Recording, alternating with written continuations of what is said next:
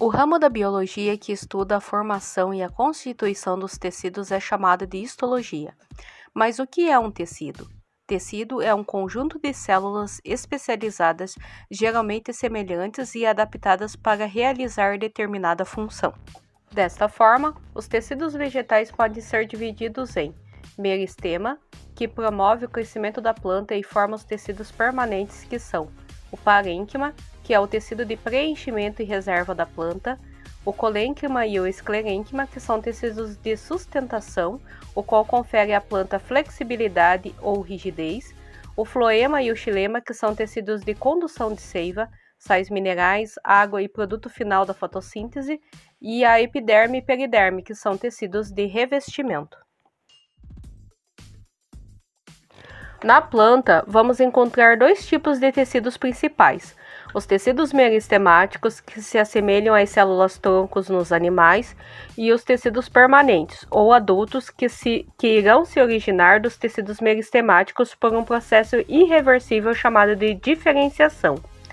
Assim, os tecidos meristemáticos são formados por células indiferenciadas, pluripotentes, ou seja, pode se tornar em qualquer célula que a planta precisar e que estão em constante processo de multiplicação, ou seja, sofrendo mitose. Para isso, essas células assumem algumas características: possuem parede celular única e fina, vários vacúolos e núcleo grande. Por estar em constante divisão celular, essas células não podem ter parede celular rígida, pois, como todos sabem, a divisão de uma célula vegetal ocorre de dentro para fora, e não de fora para dentro, como nos animais. E a parede celular rígida e dupla dificultaria esse processo. Ela também não forma um único vacúolo grande, pois está em constante divisão celular, e devido a isso também é que o seu núcleo é grande. Já os tecidos permanentes apresentarão características opostas aos tecidos meristemáticos. Dessa forma, suas células são diferenciadas, ou seja, realizam uma determinada função e não sofrem mitose. Assim, suas características principais são parede celular dupla, um grande vacúolo único e um núcleo pequeno. Por não estar em constante divisão celular, não há necessidade de ter as características que as células dos tecidos meristemáticos têm. O tecido meristemático pode ser dividido em meristema primário ou apical e meristema secundário. O meristema apical localiza-se nas gemas apicais do caule e da raiz, e também nas gemas laterais ou axilares do caule, ou seja, nos locais onde a planta cresce. O meristema apical promove o crescimento vertical da planta e vai formar os seguintes tecidos meristemáticos: a protoderme, o meristema fundamental e o procâmbio. A protoderme vai originar o tecido permanente chamado de epiderme, que é o tecido de revestimento da planta. Esse tecido possui algumas estruturas anexas, são elas: os tricomas, que nada mais são do que pelinhos que se localizam na epiderme da planta e pode ser dividido em glandular e simples. Os tricomas podem desempenhar 3 funções básicas: proteção contra a herbivoria, uma vez que parte das plantas com tricomas não são palatáveis. Protege também contra radiação solar. Em folhas carnosas, como por exemplo a folha de boldo, quando recebe muita radiação solar, ela pode perder água pela transpiração e pode murchar como um todo. Para evitar essa perda excessiva de água, a planta tem esses pelos que protegem contra a radiação e o aquecimento das folhas. Outra função dos tricomas é a absorção de água e sais minerais que ocorre nas raízes. A raiz possui uma área chamada de zona pelífera, por onde a água e os sais minerais são absorvidos pela planta. E a última função é a de defesa. Plantas que apresentam tricomas glandulares podem possuir nessas glândulas substâncias urticantes, que protegem a planta contra a herbivoria. Um exemplo bem conhecido é a folha de urtiga, que possui em suas folhas substâncias urticantes que causam alergia em quem as toca. Além dos tricomas, temos também as papilas, que são encontradas em pétalas de rosas e que lhe confere a ela o toque aveludado. A gente sabe que as pétalas nada mais são do que folhas modificadas, E algumas dessas papilas possuem dentro delas óleos essenciais que lhe conferem um cheiro aromático, que serve para atrair polinizadores e é utilizado também para a fabricação de perfumes. Outra estrutura anexa da epiderme são os estômatos, localizados na parte posterior das folhas das eudicotiledôneas e são responsáveis pelo controle da transpiração e pelas trocas gasosas. Além dos estômatos, temos os hidatódios, que são estruturas localizadas na parte terminal das folhas e são responsáveis pela transpiração, por meio de um processo chamado de gutação. E esse processo forma essas gotas de água nas extremidades das folhas. E por último temos os acúlios, que são estruturas de origem embrionária que se formam no caule, como por exemplo as roseiras. Diferente dos espinhos, os acúlios nós conseguimos retirar com facilidade do caule, já os espinhos não, uma vez que os espinhos são parte do caule ou de folhas modificadas. Como exemplo de árvores com espinhos no caule, nós temos o sucará e a mamica de cadela. E como exemplos de árvores com espinhos nas folhas, nós temos a espinheira santa. O tecido meristemático, chamado de meristema fundamental, vai formar os tecidos de sustentação, que são o colênquima e o esclerênquima, e o tecido de preenchimento, que é o parênquima. O colênquima ele é formado por um tecido vivo. Ele tem a função de promover a resistência e a flexibilidade aos órgãos da planta. Ele está localizado abaixo da epiderme e possui células com parede celular bastante espessa, com reforço de celulose nos ângulos das células. O esclerênquima é formado por um tecido vivo e tem a função de promover a sustentação e a proteção da planta. Ele está localizado no caule, nas folhas, nos frutos e nas sementes. Ele possui células com parede celular bastante espessa, contendo impregnação de lignina, o qual promove impermeabilidade e rigidez ao tecido.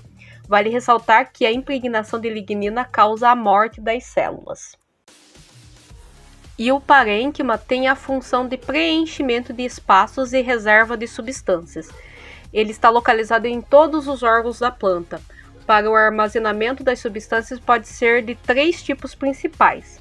A melífera, que armazena amido, um exemplo a batata, aquífera, que armazena água, um exemplo cacto, e a aerífera, que armazena gases, o ar, né? Um exemplo aguapé, vitória régia e flor de lótus. E o último tecido meristemático do meristema apical ou primário é o procâmbio.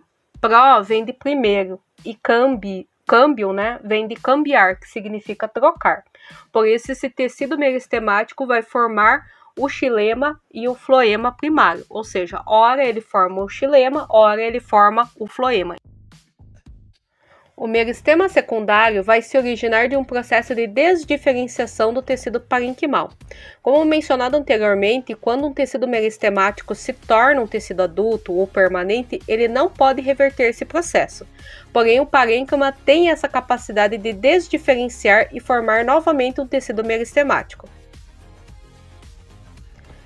Neste meristema secundário, vamos ter 2 tipos de tecidos meristemáticos, o felogênio e o câmbio. O felogênio vai formar 2 tipos de tecidos permanentes, o suber, que corresponde à parte mais externa do caule, ou seja, a casca, formado por tecido morto, e o feloderme, localizado próximo ao floema secundário, e funciona como uma cola que liga o floema à casca da árvore. Graças a isso, em 1675, o biólogo italiano Marcello Malpighi verificou em um experimento a importância do floema na condução da seiva orgânica. Esse experimento consistiu na retirada de um anel de casca de um tronco de uma árvore. A retirada do anel de Malpighi interrompeu o floema e promoveu o acúmulo de substâncias orgânicas acima do corte.